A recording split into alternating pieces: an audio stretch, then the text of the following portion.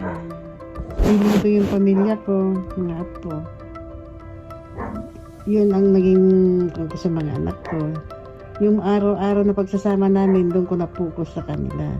Na dati-rati, pasok araw-araw, Sabado at Linggo, syempre marami din naman trabaho. Kaya nung nag-retired ako, nung ko na kasi mga anak ko, apo ko, naalagaan sila. Ano naman po yung buhay habang nakikita niyong lumalaki yung mga anak niyo or yung mga apo niyo? Siyempre nung panahon na nagtuturo pa ako, yung mga anak ko hindi ko nasubaybayan sa kanya-kanyang gayak pagkapapasok.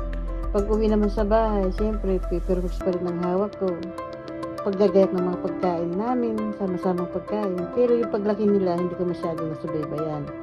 Ano naman po yung mga benefits na natanggap nyo dun sa LGU or sa mga national government simula nung nag-retire kayo? Panahon na nag-retire na ako, nakatanggap ako ng pension sa gobyerno, benefits. Yun nga.